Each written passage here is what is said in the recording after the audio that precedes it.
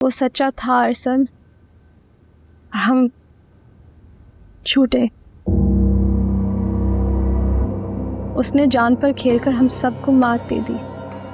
देखो इमल, मुझे लगता है इस वक्त कुछ भी कहना काफी प्रीमेच्योर होगा। दुआ करो कि उसे कुछ हुआ ना हो, वरना शायद हम सारी उम्र इस बोझ को उठाकर जी ना पाए कि हमने मुरीद की इस घर से वफा पर शक किया। नहीं इमल, वो सिर्फ एक हादसा था, असल में ऐसा कुछ नहीं है। अब इन दलीलों का कोई फायदा नहीं है अरसल, हम हार चुके हैं।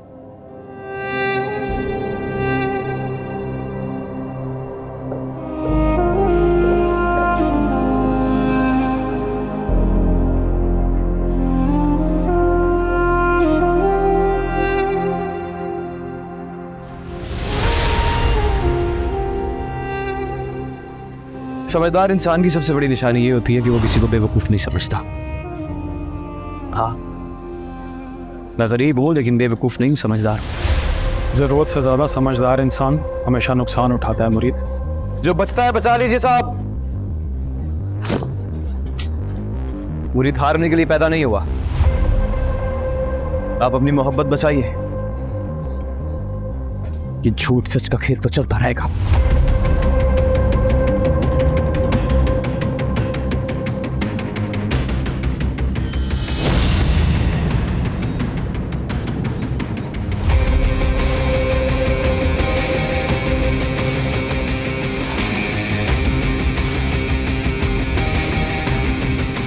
सब बड़े बूढ़े कहते हैं घर दामाद एक सॉरी साहब, मैं अपने मुंह से कहता हुआ अच्छा तो नहीं लगता, लेकिन समझ तो गए होंगे आप।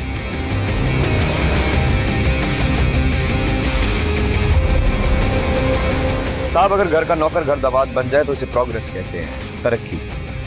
और अगर आप जैसा पढ़ा लिखा पैसे वाला इंसान घर का दामाद बन जाए तो इसे तजलील कहते हैं।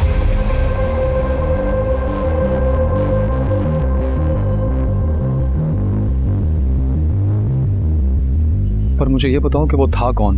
वही था सर, इसकी मैंने आपको तस्वीर भेजी थी। एक लूमड़ी थी, उसके पास खाने के लिए कुछ नहीं था। उसकी नज़र अंगूरों की बार पे पड़ी तो उसने सोचा कि अंगूर खा लेते हैं। उसने जंप किया, अंगूरों का एक दाना भी उसके हाथ में। थक गई बेचारी, लेकिन उसकी अना नहीं थकी। खुद को तसल्ली भी देनी है, अना का पेट भी भरना है, तो उसने एक बात मशहूर करी, अंगूर खट्टे हैं।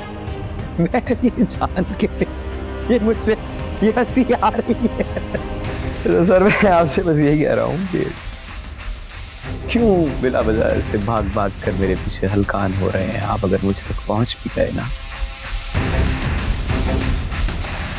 तो मैं सच्चा निकलूंगा।